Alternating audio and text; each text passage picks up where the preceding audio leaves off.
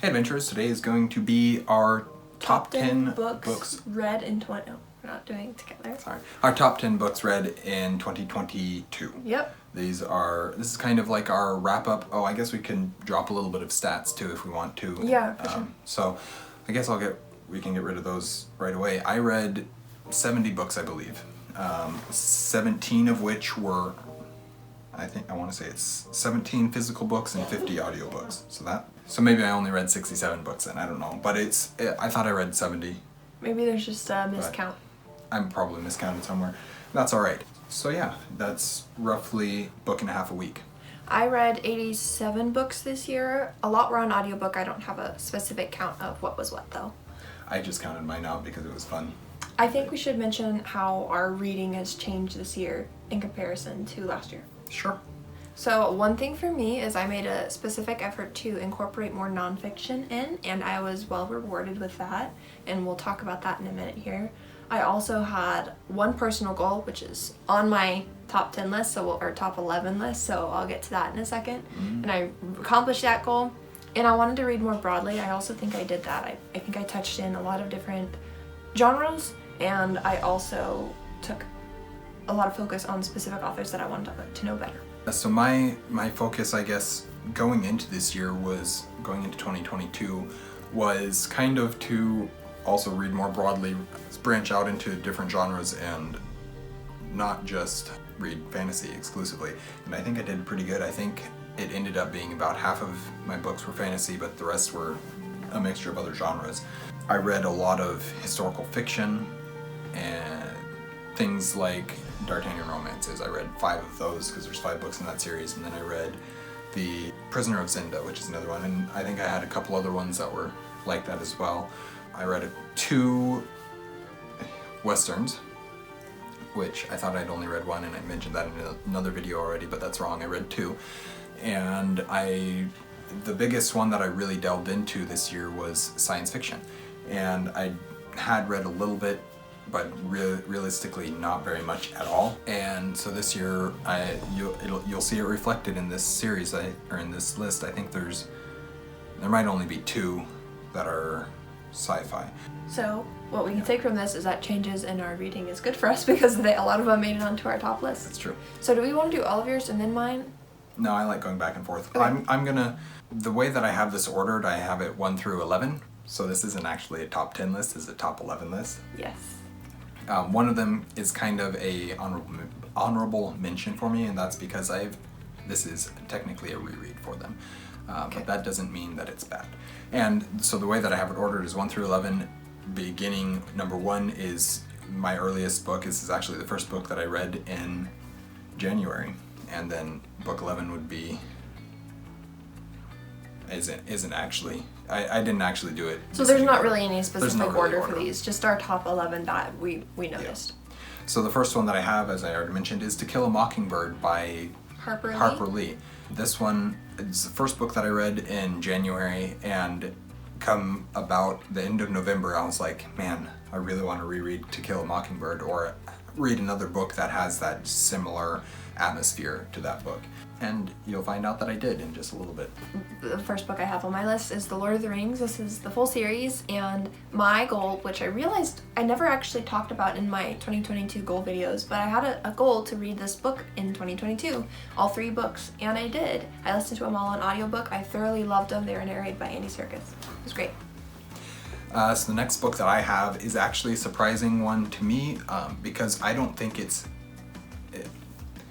let me phrase this. I love this book and I think it's great, but I don't think quality-wise it's quite up there with some of these other books that I've read, but for some reason it worked so well specifically for me that I had to include it on this list, and that is Recorder by Kathy McCrum. This is a sci-fi, so my first sci-fi that's making it on this list, and I was just absolutely blown away with this story, and really with the character and the struggle of that main character. For some reason, it resonated with me in a way that not many other characters have. I read Peter Pan this year by J.M. Barrie. J.M. Barrie. And I really liked this. This was one of my earlier reads in the year. It was very, very fun. The next one that I have is actually a series. So when making this list, I decided that, thanks to Owen Edwards, in his list, he included some series that he had read all of that series in the year. And so I wanted to do that so that I wasn't taking up 5 places, or really 4 places, with the D'Artagnan romances, because the Three Musketeers, 20 Years After, and The Man in the Iron Mask, and the Viscount de Bragelonne. Those 4, I absolutely loved all 4 of them. Louise de la Valliere was a little bit lower in my enjoyment level, but that wasn't because it was bad, it was just it didn't work for me as well. But still, the series as a whole, I wanted to have all those books on the list, but I only wanted one spot. So the D'Artagnan romances.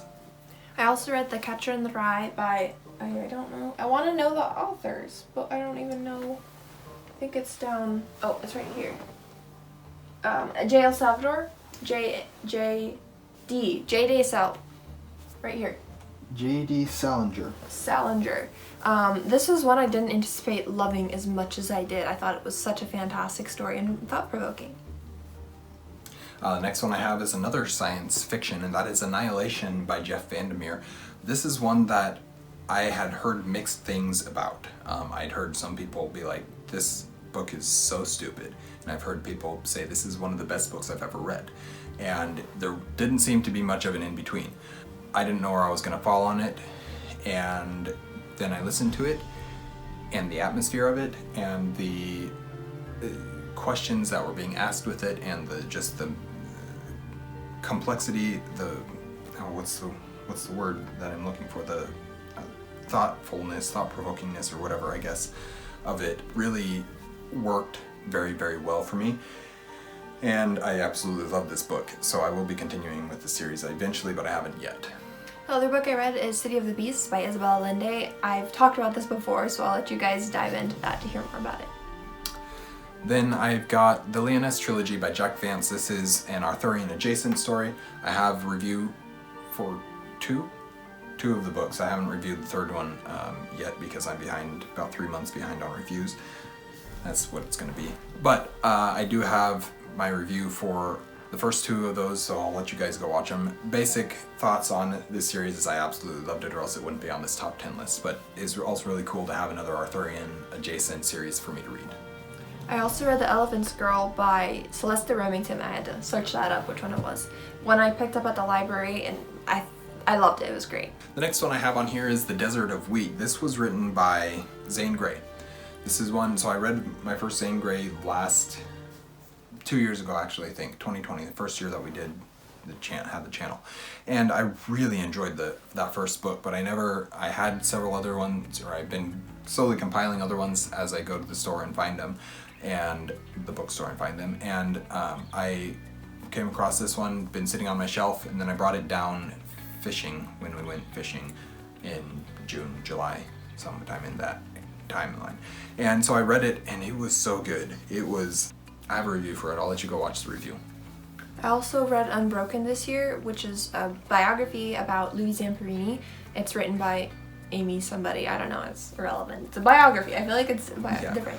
This was one of my favorite books I read this year. And guys, can you believe I have a nonfiction on my top 11 list? I think that's pretty amazing. Next one I've got is Tolkien's Legendarium. This is the one that's basically an honorable mention because I have read all the books. I've read The Lord of the Rings and The Hobbit and Unfinished Tales previously, and so to put them on here is kind of feels cheating. So it's kind of acting as a honorable mention. But obviously The Hobbit and The Lord of the Rings, favorite books of all time, and so they're always going to end up on here if I'm allowing rereads. But the one that really stood out to me that I read was Unfinished Tales, and just rereading all those short stories or unfinished pieces of lore that I have read once and didn't hardly remember anything about. It was just amazing to go back through it, and I do have a review of this, so I'll stop rambling and let you go watch that. The other book I read this year was Coral by Sarah Ella. I really enjoyed this book. It was very thought-provoking and definitely one that I took my time. I sped through it, but I was thinking about everything I was reading. She also had a really unique way of sharing the story it wasn't mixed media, that's not the right term for it, but it reminded me of Maxine. No, you know what? I'm gonna give spoilers if I say anything about Operation Grendel. But I really like the way that she told the story. All right, my next one is this is my most recent novel that I finished, and another one that I think that it deserves to be on here, on this list, and that is Something Wicked This Way Comes by Ray Bradbury. I went into this book, again, not knowing much about it, other than that it's highly praised and widely loved, and that it involved a circus. And I went into it wanting a circus, and I got exactly what I wanted out of it. I don't have a review for this one up yet. It'll be a good 3 months before I get to it, I expect. But I absolutely loved this book as well. I also loved Pride and Prejudice by Jane Austen. This is book number 8 on my list, just so you guys have an idea of where we are in our lists. My first Jane Austen.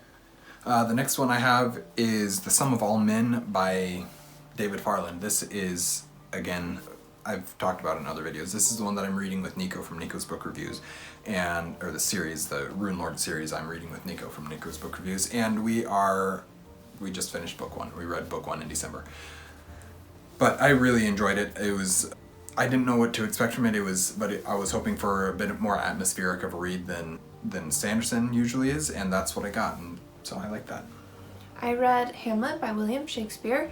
This one I enjoyed way more than I thought I would. I also read this on ebook, which is interesting because it doesn't take away from my overall enjoyment of a book, which is very fascinating to me. Yeah. The next one I have is A Touch of Light by Thiago Abdallah. And this one was a high fantasy. It's self-published. It's got a gorgeous cover. I saw the cover and I was intrigued by the cover, and then the author said that, oh yeah, and it's got griffins, and I was like, oh, I'm sold. So I read it and I loved it, and I do have a review of this one up too. So. I read The Great Halifax Explosion by Kevin Bacon. No. Kevin Bacon. No, John U. Bacon. There we go. I know. I've thought about that name so many times, and I'm like, I have to say it right. It's gotta be Kevin. No. There's no other Bacons. Anyhow, it's John U. Bacon. This is another nonfiction, and this was it was so fascinating. It talked about Halifax, which was greatly influential in the rescue mission for the Titanic, which is a tragedy I've always been fascinated with.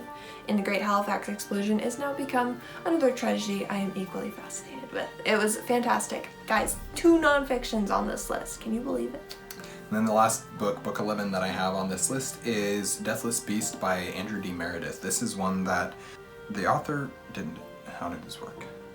I think the author sent me an audiobook for it. Pretty sure. And it was so good. I wasn't expecting it to. I don't know what to expect from books most of the time, so I just go into them and enjoy with the journey, unless I'm just really not enjoying it and then I don't like the book. But pretty much I enjoy everything that I read, it seems like, and Deathless Beast was no exception. It was phenomenal world building. I haven't done a review for this one yet. It'll probably be the first review I do in 2021 because it is self-published, and I want to promote the author as much as I can because it was great. And I think that's all I need to say about that. I read Dracula by Bram, is his name? Stoker. Bram Stoker. Bram Stoker, is that it? You guys know what we mean. There's only one Dracula. It's Stoker, but I'm pretty sure it's Stoker. It's Stoker. There's only one Dracula. So, another book I didn't anticipate loving as much as I did. That's our reading. What do you guys think? If you want to see a complete list of the books we've read in 2022, you can check out our Discord server or ask us in a comment below, and we'll be happy to share those with you. So, I think that's about the end of our 2023. Oh no, we've got one more video before 2022. We've got one more video before our 2022 videos come to an end, and other than the reviews that I'm 3 months behind on. But that will be, we haven't filmed it yet. I don't know which videos will go up first, but that one will be a book haul, a Christmas book haul, or holiday book haul. Holiday book haul is probably a better way of phrasing it, because some of the books I got, they're not. I bought myself before Christmas. So. Yeah. Thanks for watching. We post videos every Monday and Thursday. Our social media is linked in the description down below, and we will see you guys again soon. Stay warm.